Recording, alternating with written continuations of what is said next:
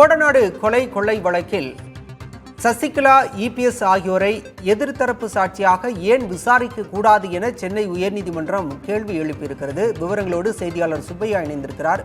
சுப்பையா, இந்த வழக்கில் நீதிமன்றம் வேறு என்ன கருத்துக்கள் எல்லாம் தெரிவித்திருக்கின்றன?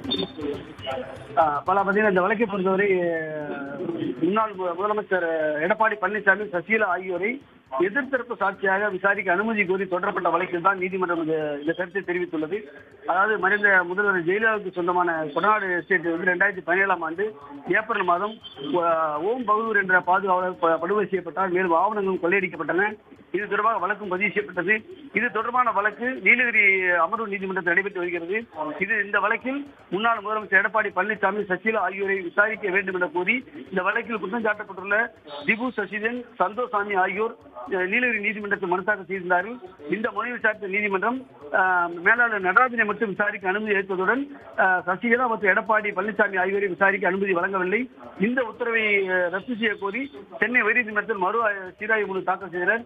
இந்த மனுவானது அந்த மனுவில் ஜெயலலிதாவின் மரணத்துக்கு பிறகு நடந்த கொள்ளையில் கொடநாடு எஸ்டேட்டில் நிறைய ஆவணங்களும் ஏராளமான பொருட்கள் வெளியிருந்த பொருட்களும் காணாமல் போயுள்ளன.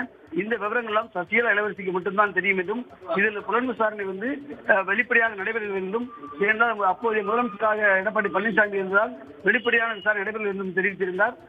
இந்த நிலையில் இந்த மேல்முறையீட்டு மனுவானது மறு சீராய்வு மனுவானது சென்னை உயர்நீதிமன்ற நீதிபதி வேல்முருகன் முன்பு இன்று விசாரணைக்கு வந்தது.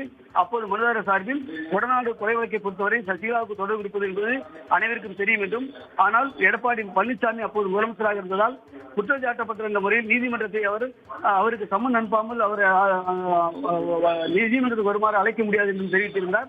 இந்த நிலையில் அதை அடுத்த நீதிபதி தற்போது எடப்பாடி பழனிசாமி முதல்வராக இல்லையே, அவர் ஏன் சாட்சியாக ஏன் விசாரிக்க கூடாது என்ற கேள்வி எழுப்பினார். இதனைத் தொடர்ந்து இந்த வழக்கின் விசாரணையை அடுத்த வாரத்துக்கு தள்ளி வைத்துள்ளார். இந்த வழக்கின் விசாரணை முடிந்து எடுத்து செய்தி குறிப்பிடாமல் தீர்ப்பை தள்ளி வைத்துள்ளார்.